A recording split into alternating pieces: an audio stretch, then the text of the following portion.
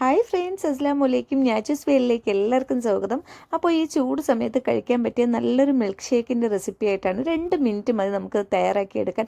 എന്നാൽ നമ്മുടെ കയ്യിലുള്ള സാധനങ്ങളാണ്. വളരെ വീട്ടിൽ എപ്പോഴും കാണുന്ന രീതിയിലത്തെ 1-2 ഇൻഗ്രീഡിയൻസ് വെച്ചാണ് ഈ മിൽക്ക് ഷേക്ക് തയ്യാറാക്കുന്നത്. അപ്പോൾ ആദ്യം തന്നെ ഒരു മിക്സിയുടെ ജാർ എടുക്കുക. അതിലോട്ടൊന്ന് നല്ല തണുപ്പിച്ച പാല് നമുക്ക് ഒഴിച്ചു കൊടുക്കണം. അപ്പോൾ നിങ്ങൾക്ക് എത്രയാണോ വേണ്ടത് അതനുസരിച്ച് എത്ര ഗ്ലാസ്സാണോ വേണ്ടത്.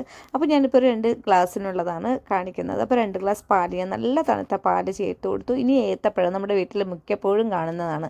വലിയ പഴമെങ്കിൽ പകുതി എടുക്കുക, ചെറിയ പഴമെങ്കിൽ ഒരു ഏത്തപ്പഴം മുഴുവനായിട്ട് തന്നെ ഇതുപോലെ ചെറിയ പീസായി കട്ട് ചെയ്തെടുക്കുക. പിന്നെ ഈത്തപ്പഴം നിർബന്ധമില്ല, ഉണ്ടെങ്കിൽ ഒരു 3-4 കുരുവൊക്കെ മാറ്റിയിട്ട് ചേർത്ത് കൊടുക്കുക.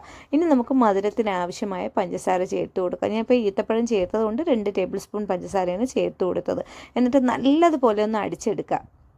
അപ്പോൾ നമ്മൾ പാലൊക്കെ ഇത്രയും ചേർത്തത് കൊണ്ട് അടിഞ്ഞ് കിട്ടുമെന്ന് സംശയം വേണ്ട. കുറച്ച് സമയം നന്നായി അടിച്ചെടുത്താൽ മതിയാകും. നമ്മുടെ മിൽക്ക് ഷേക്ക് റെഡി ആയിട്ടുണ്ട്. 2 മിനിറ്റ് മതിയാകും. പാലൊക്കെ എപ്പോഴും തന്നെ ഫ്രിഡ്ജിലൊക്കെ ഇരിക്കുന്ന സാധനമാണ്. അപ്പോൾ ചായക്കൊക്കെ വാങ്ങിക്കുന്ന പാൽ നമുക്ക് കുറച്ചധികം വാങ്ങിച്ച് വെക്കുകയാണെങ്കിൽ നമുക്കിത് ഇടയ്ക്കൊക്കെ കുടിക്കാൻ പറ്റുന്നതാണ്. വളരെ സിമ്പിളായിട്ട് തയ്യാറാക്കാൻ പറ്റിയ നല്ലൊരു മിൽക്ക് ഷേക്കാണ്. അപ്പോൾ പാലൊക്കെ നമ്മുടെ വീട്ടിൽ എപ്പോഴും കാണുന്നതാണ്, പഴവും മിക്കപ്പോഴും കാണുന്നത് തന്നെയാണ്.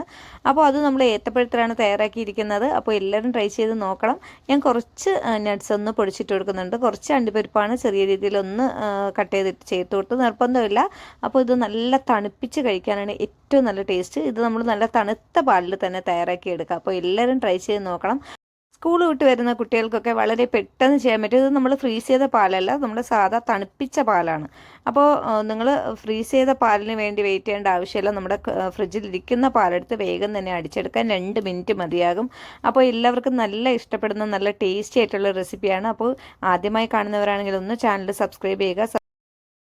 തൊട്ടടുത്തുള്ള ബെല്ലൈക്കനിൽ ഓൾ എന്ന് പറയുന്ന ഓപ്ഷൻ കൂടി ഒന്ന് ഓണാക്കി എടുക്കുക. അപ്പോൾ ലൈക്ക് ചെയ്യാത്തവർ എന്തായാലും ലൈക്ക് ചെയ്യണം. പുതിയൊരു വീഡിയോയുമായി വീണ്ടും കാണാം.